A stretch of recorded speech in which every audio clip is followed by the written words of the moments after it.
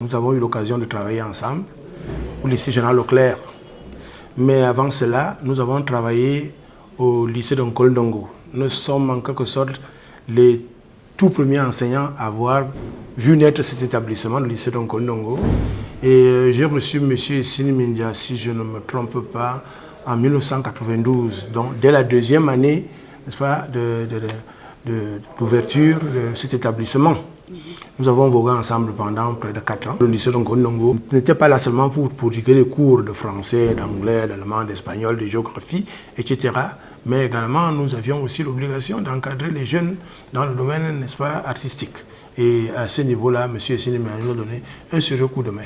Assez régulièrement, on l'invitait lors de nos cérémonies et il faisait des prestations tout à fait remarquables. Je crois que ça permettait d'égayer les invités et de donner un ton relativement enjoué à nos cérémonies qui sont parfois austères et rudes, parce que concernant les affaires académiques, c'était un monsieur tout à fait affable, plein de talent, d'énergie, d'imagination, de créativité, et avec qui il faisait toujours plaisir de discuter, de causer, surtout quand il était dans ses activités professionnelles.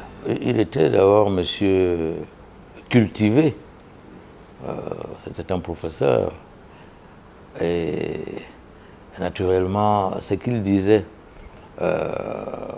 quel que soit le niveau de langue qu'il utilisait, parce que parfois il fallait imiter tel ou tel travers, de telle ou telle tranche de la société. Donc, quel que soit le niveau de langue, il y avait toujours cette finesse dans le langage. Il y avait toujours le choix du mot juste, du mot, j'allais dire, parfait, relativement à la situation qui était décrite. Essini, je le connaissais qu'à travers ses émissions à la radio, donc c'est la voix que je connaissais. Et la première fois que je vois l'image, je me rappelle, j'étais étudiant en France.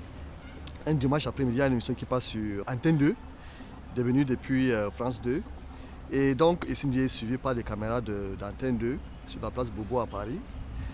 Et là, donc, je découvre le personnage. Ce qui m'a le plus étonné, c'est ce qu'il racontait, c'est des histoires qu'il racontait.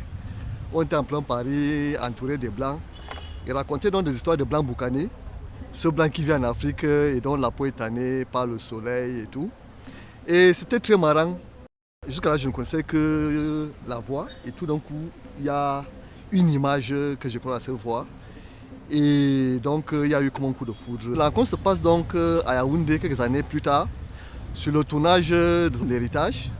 Ce soir-là, sur le mont Bankolo, à Yaoundé. Il faisait très très froid, un froid de canard et tout. Et il avait une scène à tourner. C'était la première fois que je le voyais en chair à os. Et d'emblée, il s'est montré très familier. Je me rappelle, là, il m'a fait quelques petites blagues et tout. Et le courant est passé entre nous. J'étais très impressionné de le voir, parce que j'étais déjà fan.